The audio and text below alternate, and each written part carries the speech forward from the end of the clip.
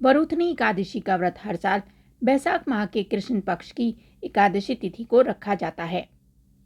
इस मास में विष्णु जी की पूजा का शास्त्रों में विशेष महत्व बताया गया है। इसे माधव मास भी कहते हैं।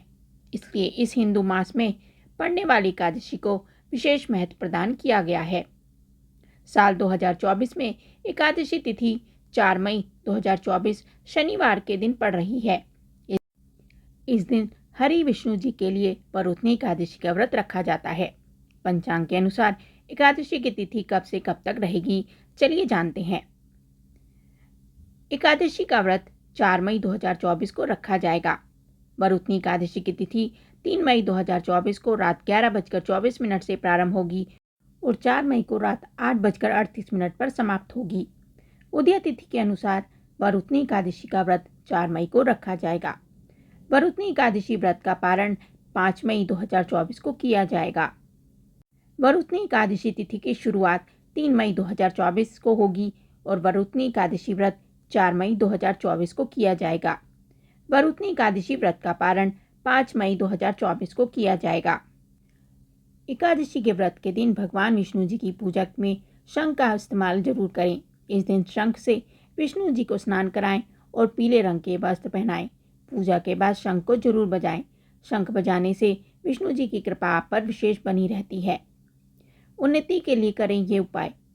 बिजनेस और करियर में उन्नति पाने के लिए सुबह तुलसी जी पर घी का दीपक जलाएं और ओम नमो भगवते नारायणे मंत्र का जाप करें।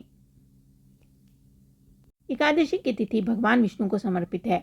इस दिन व्रत रखने वालों को इन मंत्रों का जाप करना अच्छा माना गया है।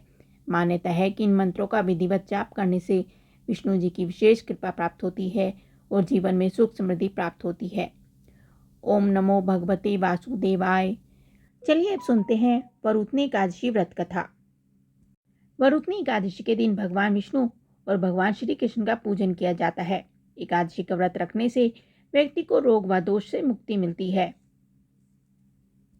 हिंदू धर्म में प्रत्येक महाशुक्ल पक्ष और कृष्ण पक्ष में 2 एकादशी व्रत आते हैं।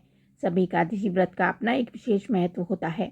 कहते हैं कि एकादशी का व्रत रखने से व्यक्ति को शारीरिक और मानसिक कष्टों से मुक्ति मिलती है। साथ ही मृत्यु के बाद मोक्ष की प्राप्ति होती है।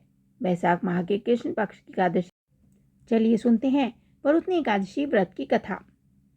पौराणिक कथा के अनुसार एक बार भगवान श्री कृष्ण से युधिष्ठिर ने वरुथनी एकादशी व्रत कथा के महत्व के बारे में पूछा।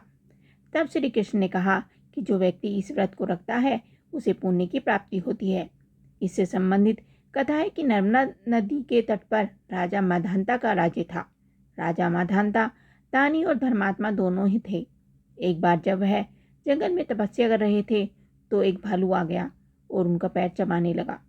फिर वह राजा को घसीटकर जंगल के अंदर ले गए, जिसके कारण राजा की तपस्या भंग हो गई और वह घायल हो गया।